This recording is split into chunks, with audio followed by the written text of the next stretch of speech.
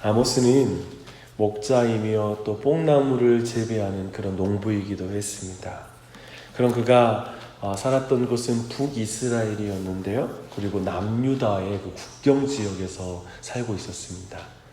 그가 활동하던 시대의 북이스라엘의 왕은 여로보암 2세라는 왕이었습니다.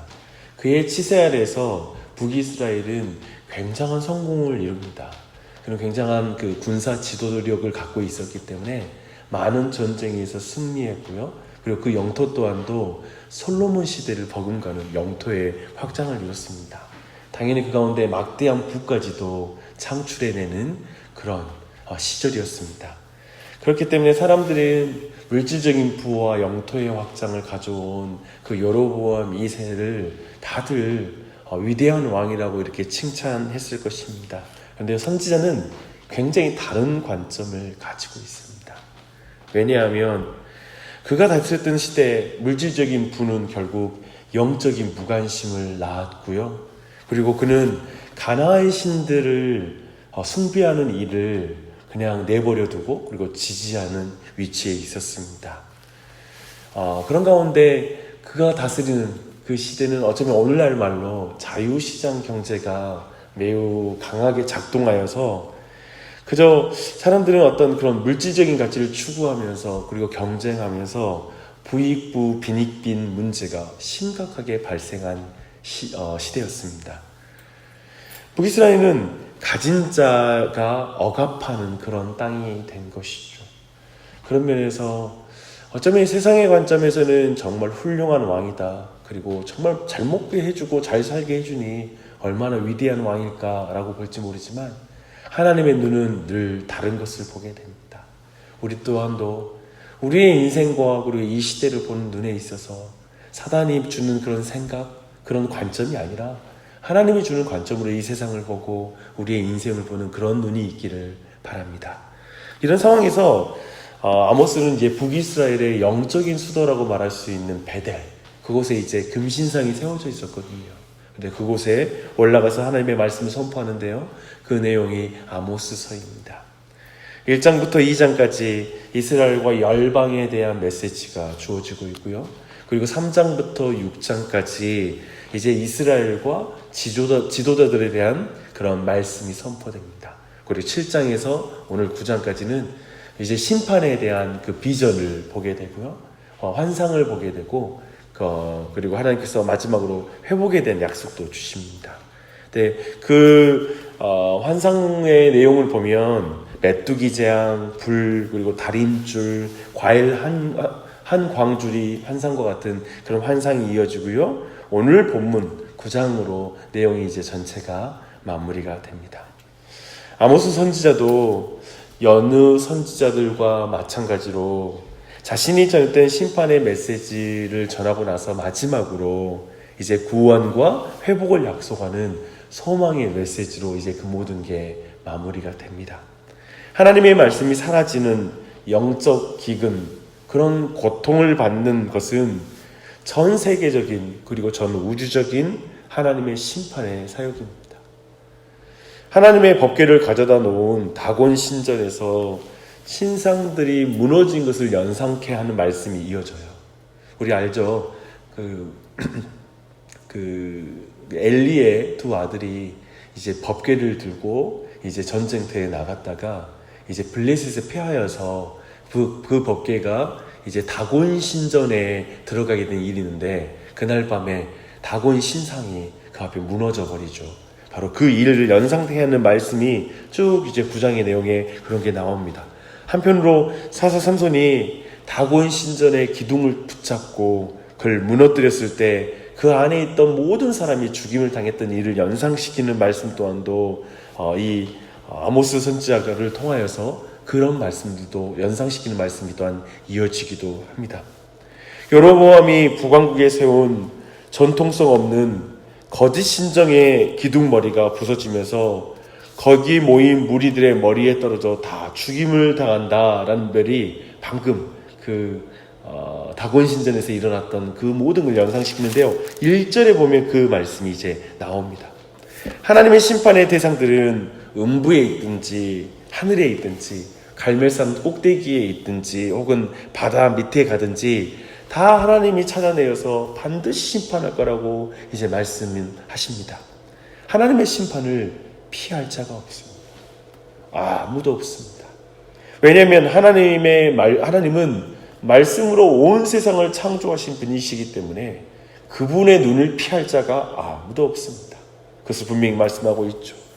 그리고 하나님의 심판은 모든 민족에게 내릴 거예요. 그래서 그 심판은 차별이 없습니다. 그래서 이스라엘이라는 그들의 혈통적 신분이 심판 앞에 특별한 위치를 차지하지 못할 것이라고 7절에서 말하고 있습니다.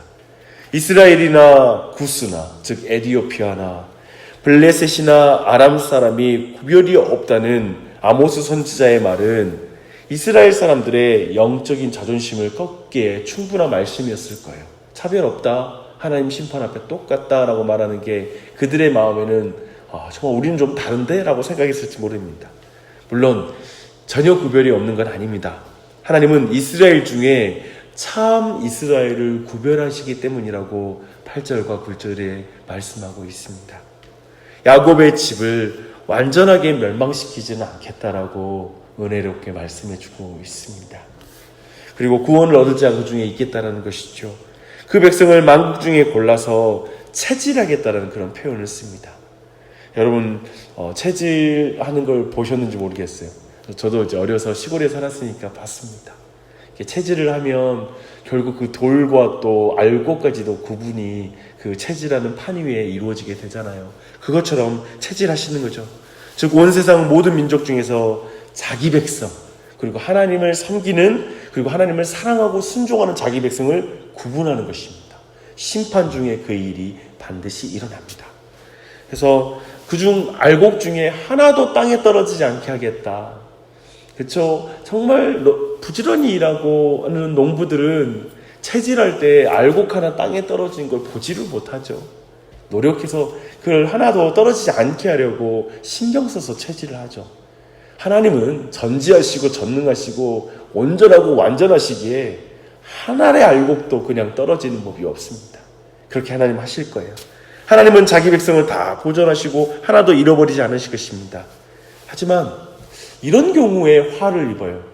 나는 절대로 화가 나에게는 미치지 않을 것이다 라고 확신하는 죄인들은 다 죽게 될 것이라고 10절에서 말하고 있습니다.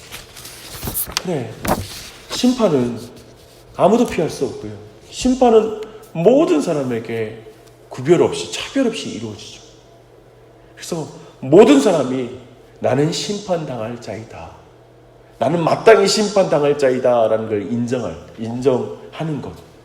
그러나 그렇게 인정하는 자에게 그러나 내가 너를 구원하겠다, 넌 나를 백성이다 라고 하나님이 구별해 주시고 그리고 보호해 주신 자들이 주님 앞에 서게 될 것이라는 걸 보여주는 것입니다. 도리어 육체적인 것, 난 이스라엘 사람이야, 나 교회 다녔어, 어떤 것으로 내가 하나님 앞에 구원을 얻고 내가 심판을 피할 것이라고 생각하는 게 도리어 심판의 이유가 되는 것입니다. 그것을 보여주고 있죠. 11절 보십시오. 하나님께서 이런 무서운 심판을 행하시는 것이 참 하나님의 백성에게는 구원의 날이요, 회복의 시작이 될 거라고 말씀하고 있습니다. 바로 그날에 하나님께서 다윗의 무너진 장막을 일으키시고 그리고 틈을 막을 것이고 퇴락한 것을 회복할 것이기 때문입니다. 다윗의 장막이라고 한 것은 아마도 인간적으로는 연약한 것일지라도 하나님의 전능한 능력으로만 세움을 받을 수 있다라는 그 의미를 전달하는 표현일 것입니다. 이것은 다윗의 자손으로 오사 하나님의 나라를 회복하실 예수 그리스도에 대한 말씀이기도 합니다. 또 에돔의 남은 자와 내 이름으로 일컫는 만국을 기업으로 얻게 하실 것이라고 12절에서 말하고 있습니다. 에돔은 구약 성경에서 야곱과 에서의 관계로 시작해서 결코 야곱의 후손에게 호의적이지 않았던 민족이 바로 에돔이거든요.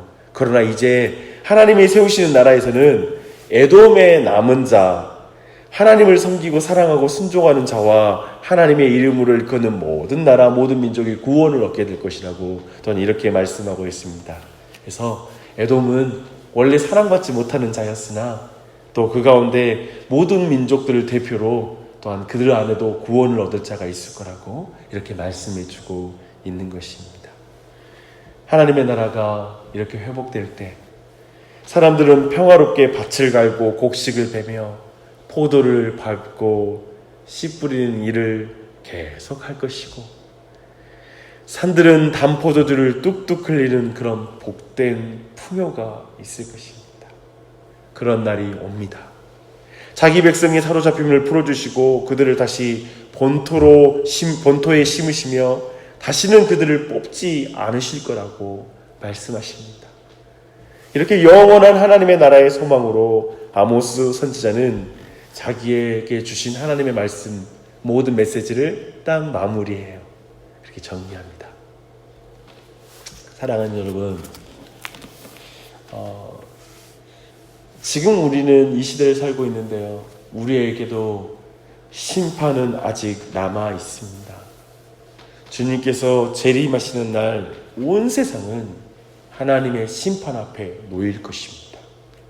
하나님의 심판은 아무도 피할 수 없을 거예요.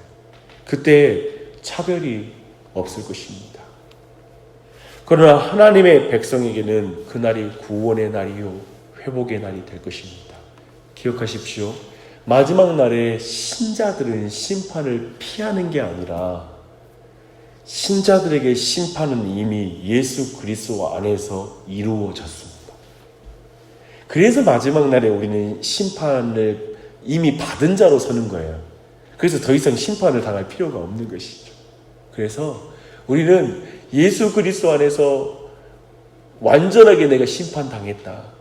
그리고 하나님의 무서운 심판과 진노를 이미 내가 경험했다라고 믿음으로 예수와 함께 죽었고 예수와 함께 심판당하고 예수와 함께 다시 부활한 줄 믿습니다. 그래서 우리에게 소망이 있어요. 절망하지 마십시오. 두려워하지 마십시오. 주님의 날이 올 때에 그날은 회복의 날이요 구원의 날입니다. 하나님께서 만물을 회복하시는 그 시작이 그날에 일어날 것입니다. 여러분에게 이 소망이 있으시길 바랍니다. 정신없이 세상 살다 보면, 그리고 또 많은 일들 때문에 쉽게 절망하고 낙심할 때가 많습니다. 네, 저도 이 종말의 때, 마지막 날의 이 때를 다시 한번 생각하고 또 생각할 때가 있어요. 이렇게 또 말씀 통해서 생각할 때 다시 한번 주님 오실 날이 이제 얼마 남지 않았어.